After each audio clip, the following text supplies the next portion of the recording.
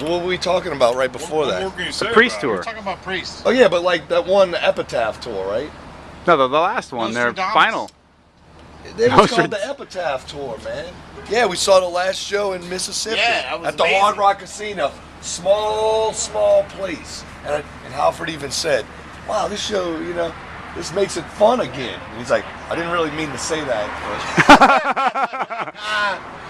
But it was awesome because it was in a small place, you know, with like, how much capacity was that? Like maybe 1,200? No, it was like Not much. 3,000 maybe.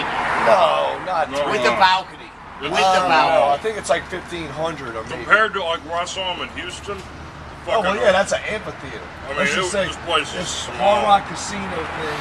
Right. You think of a place around here that would compare to that? Maybe like House of Blues. it was so heavy, it was awesome. It was It'd be like Avalon. they That put would on be a like really $3 good grand. fucking show, especially for it being the last night of the tour. You know, usually bands just like They're this pooped is out, the man. last night. They came out and they were rocking the whole fucking night. They played like 2 hours. Yeah, for real. Yeah, it was just them too. Yeah, It wasn't nobody else. No, nothing. Well, I know what a big inspiration Priest has been on you. Yeah, it's fucking amazing. It's amazing. How many times have we seen him now? Like, Pretty good at Yeah. Well, you and I saw Halford at Ozfest. That was Yeah, yeah. that was good stuff too. They're Yeah. playing Never Satisfied, a bunch of old yeah, stuff. yeah. They were doing that with the Halford fucking band. You know, one thing that cracks me up about Priest is that you'll go to a karaoke bar and if they got metal, they might have like Painkiller on there, and you're going, "Who the fuck is gonna sing that?" Ain't nobody hit that. I want to see. I want to get some like. I want some drunk young girl to sing Painkiller. Oh, he is the painkiller. Sounds, yeah, exactly. Exactly. Yeah. But still. Well, no, they usually have other ones, huh? Like, Well, what if they had Screaming for Vengeance? Well, you're still fucked. no, yeah. How are you gonna sing that? Well, any of them you're fucked pretty much. So Yeah. The guy's got a voice you wouldn't believe. It's just unreal. he molded that tone. You know, it should be trademarked. You know. Or how about just listen to how a band like Priest, even some of their songs from like late 70s, early 80s, some of the double bass work in it when you didn't really find that in metal or hard rock in that era. Yeah. No, definitely. They had a lot of.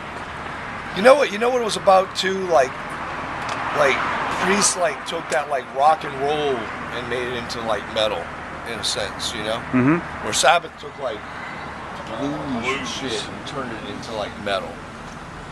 So it's really unique, you know. But I think, you know, if you listen to early Priest, it's really heavily like Sabbath influence. Mm-hmm. You know, that kind of angle was going on around them days. And then Priest kind of like broke away from that and did their kind of like, this is what heavy metal is going to be.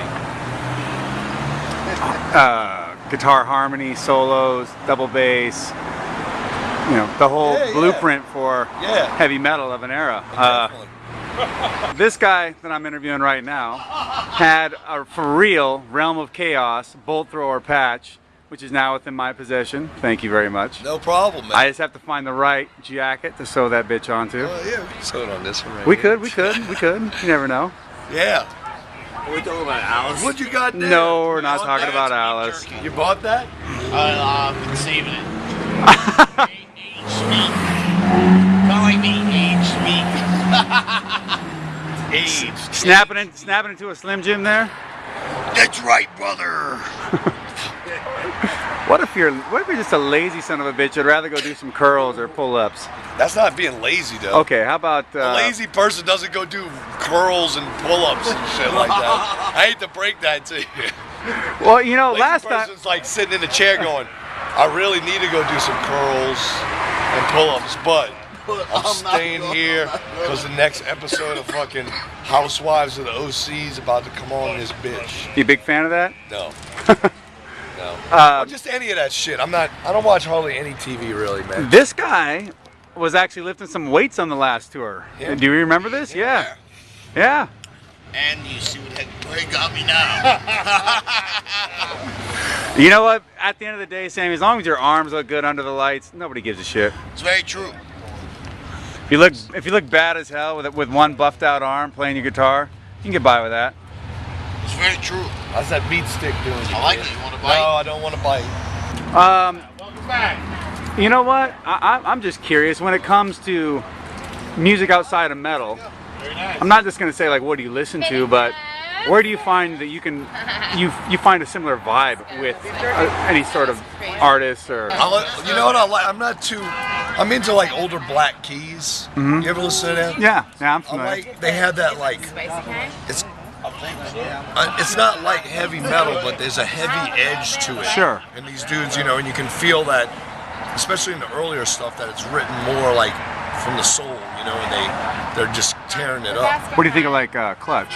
Clutch is awesome. I liked them for a long time. Yeah. They did some amazing stuff, man. And they still kind of out there fucking tilling it out and doing it. Well, and what also why I ask about things from other, because you know you have another band, Soylent Green, which is a different style of music, but also your lyrical content is so broad that clearly you're going to take inspiration, I would think, from so many different aspects of art or media, books. Yeah. I mean, it can't just be limited to any one thing. No, it isn't. There's a lot of variation there. And the thing too, like with Soylent it's really diverse and crazy, so it's got like a broader horizon of fucking ideas and things with it. Whereas in Goatwhore is kind of, it's not that it's locked in, it's still got a lot of ideas, but it's more surrounded with the dark element of life in a sense. Sure, but amazingly enough, to do what, 4 albums, and to continue to come up with more interesting and unique ways. Well, sometimes to say the same shit, I always wanted to make it so it wasn't so, because you see a lot of death metal and bands that sing about, I guess, evil stuff, and it starts to get really repetitive. So I just start delving more into different things. Like I said, like my interest with death is recently, like more so. I mean, ever since the accident I was in, I was really interested in death, but more so in the last couple of years. And then when you delve into it, you find out about all these different cults that worship it, you know, and the variations of a left-handed death and a right-handed death, and you know, all those kind of different things. You start to see that even within the small idea of death, that there's so many more options. So you can expand more and more and more, and then you can take these ideas and kind of mix them with your own ideas and kind of expand on it. I think the thing is now too, I guess some people may agree, some people may disagree, but it gets to a point where you can start to create your own element, you know, and create your own ideas and your own beliefs in a sense, and utilize these things within it. Where some people kind of think, oh, it's a grid. It's either like, you know, you're going to sing about Satan and it's all going to be about this basis for it, or you're going to sing about this and it's just going to be that.